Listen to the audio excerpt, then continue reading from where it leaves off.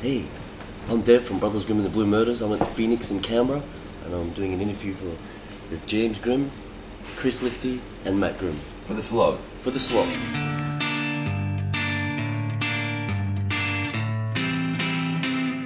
Welcome.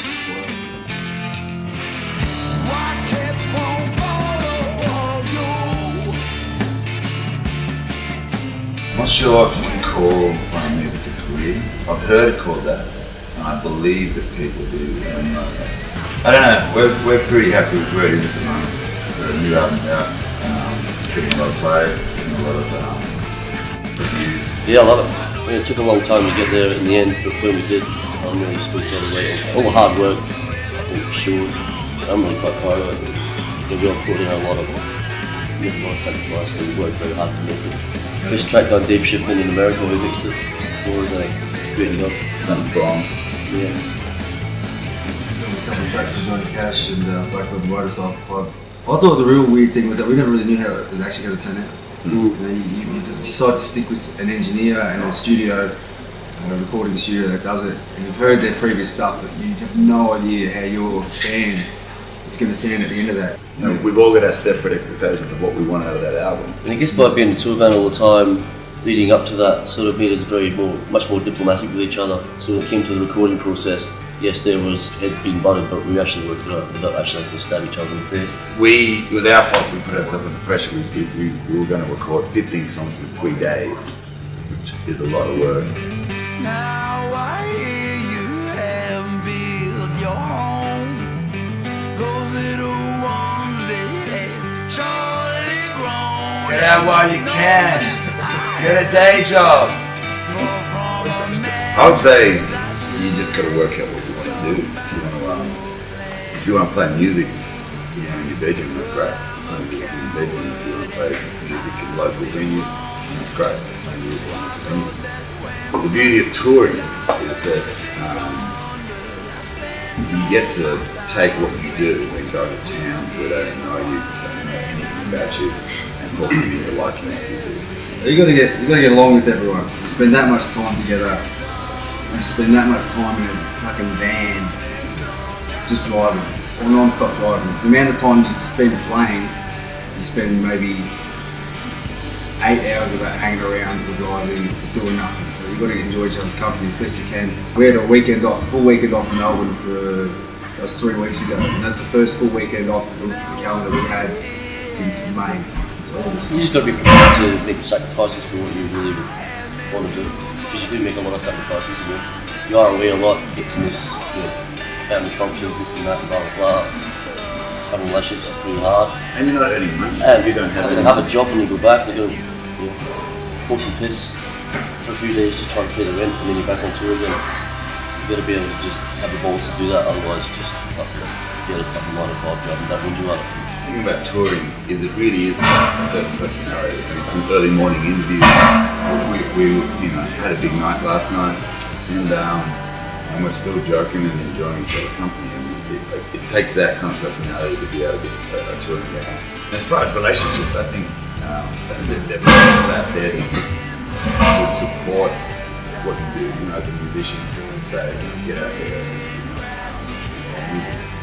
But as to whether they stick by that, I don't know. So, I'm sure it'd be very hard for them. Just as well celibate, really. Otherwise, it'd be very, it'd be hard, and trusting. I'm just glad you don't trust me so much. Yeah, it's very trusting.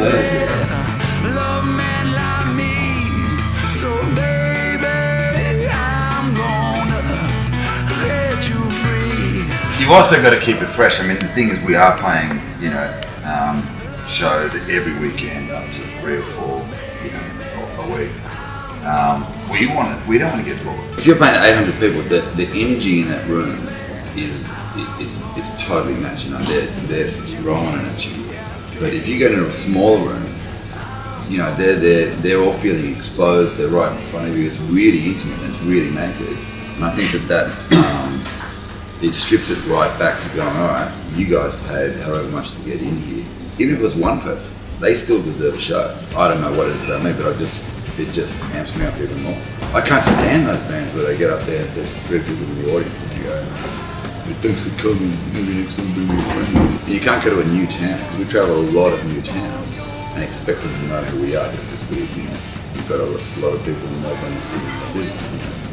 You've got to work hard, you've got to earn them, and that's what it's about. And it's just a real shame when you're playing to 2 people and they're really drunk and the bouncer kicks them out and you're like, come on! We've done that show. That was amazing. They Give them a were break. just mumbling around, really getting into it, stumbling on themselves, dribbling, but in awe, loving the show. And then the bounce comes up, so what do you do? No. In my room, full of all those things that I adore. You got to look after your health.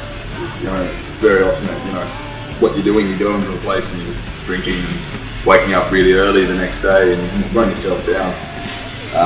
So one of the things that we kind of do is, Chris will often sort of get all the ingredients to make, nice fresh sandwiches and that kind of thing. I mean, it sounds silly, but, you got to keep yourself going. Like I said, this is every weekend almost that we do this. So, that it probably ends up being 3 or 4 days out of your week that you just, that you would be eating shit food if it wasn't for these sandwiches, and you're on a budget, you can't afford much.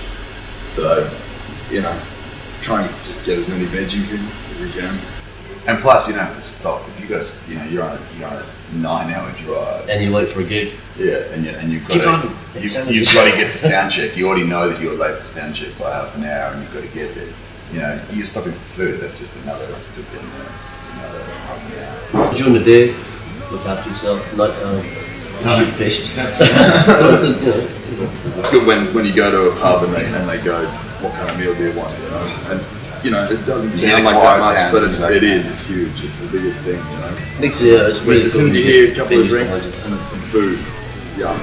When you're on tour, you haven't had much time to go back to the real world and earn any money, so you don't have much money. So if we went to any takeaway joint and we spend, between $5 and $10 each, it's a lot of money. But if we all put in $2 each, we get enough ingredients to make sandwiches together. So it saves you money, keeps you healthy, keeps you moving. Probably the running the crap. Yeah. Otherwise, just shut your eyes and jump. Have a good time. That's it. Baby, I'm gonna leave this me. Thank you very much. Thank you. Thank you, Jensen. Thank you very much, Jensen.